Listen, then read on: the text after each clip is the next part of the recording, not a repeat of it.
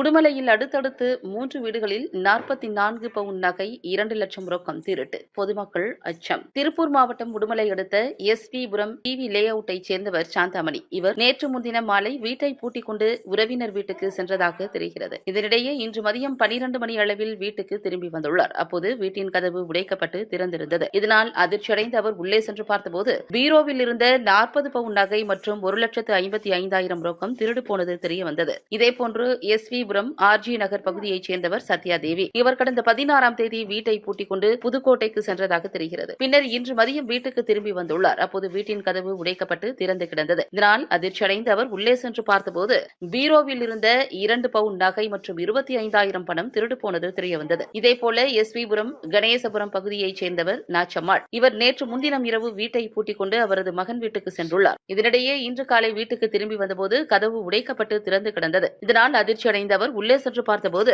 பீரோவில் இருந்த ரொக்கம் 36,000 திருடு போனது தெரியவந்தது. இதுகுறித்து தகவல் அறிந்த உடுமலை போலீஸ் துணை superintendent Sukumaran, police inspector Jeevanandam உள்ளிட்ட போலீசார் சம்பவ இடத்திற்கு சென்று விசாரணை மேற்கொண்டு வருகின்றனர். எஸ்.பி.புரம் பகுதியில் ஒரே இரவில் அடுத்தடுத்த வீடுகளில் நடந்த திருட்டு சம்பவத்தால் பொதுமக்கள் அச்சமடைந்துள்ளனர்.